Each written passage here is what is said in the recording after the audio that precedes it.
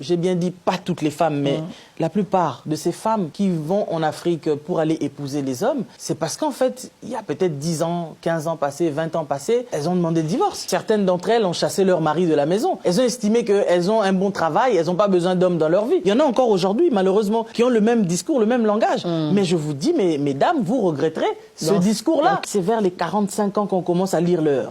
Parce qu'on commence à voir la réalité en face. On recherche la sagesse. On a besoin d'être réchauffé. La Bible dit quoi? Deux valent mieux qu'un, n'est-ce pas? Et quand tu te regardes maintenant, toi, tu dors toute seule. Il n'y a personne pour te réchauffer. Ça commence maintenant à impacter. Dépression, ça, c'est la maladie de plusieurs femmes seules, en fait. Je ne dis pas ça pour me moquer de vous, mais je parle de la réalité. Je suis les femmes. Et quand elles se confessent chez moi, constamment, elles sont en dépression. Elles auraient aimé avoir la pression de la dans leur société, elles ont besoin d'avoir quelqu'un auprès d'elles qui les aide.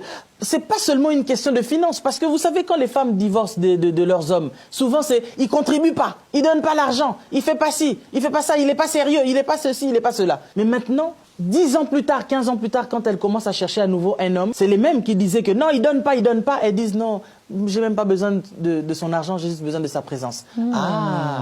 La sagesse est arrivée. D'un coup maintenant, enfin, on commence à avoir juste besoin de la présence de la personne, chose qu'on pouvait régler avant. On aurait pu discerner cela. C'est ça. Il y a des mariages qui ont été cassés, faute juste de sagesse, papa. Ça m'attriste vraiment de voir, tu vois, la femme, elle est partie, tu pars aussi, tu fais ta fête, etc. C'est toi-même qui donne la dot. Et l'homme aussi, il rentre aussi avec son costume que toi-même tu as acheté. Les gens sont là dans la fête en train de manger, une nourriture que toi-même qui as approvisionnée.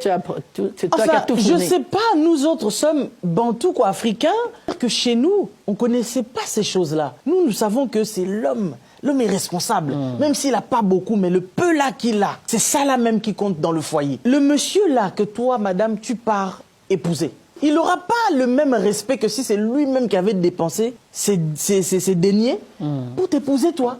Parce que ces hommes aussi qui sont souvent en Afrique, pas tous bien évidemment, ils savent que ces femmes-là, vous fouillez l'Europe là-bas à cause en fait, vous avez un besoin de satisfaction. C'est pour cela que vous fouillez là-bas, parce que vous avez personne, comme tu dis, papa, pour pouvoir vous réchauffer, vous donner cette satisfaction-là.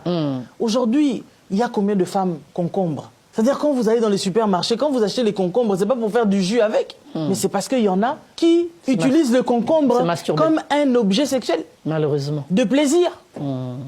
Il y a plusieurs dames aujourd'hui, leurs armoires sont remplies d'objets avec plusieurs tailles, etc. et tout ça là. D'objets de satisfaction. Pour se donner du plaisir. Pour se donner du plaisir seul. Mais après, au départ, c'était j'ai pas besoin d'homme, j'ai pas besoin d'homme. Mais toi qui disais t'as pas besoin d'homme, mais tous ces objets-là dans ton armoire font quoi?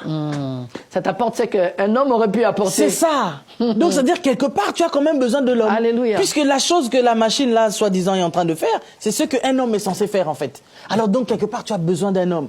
Mais il faut savoir que tu ne te marieras pas avec un ange.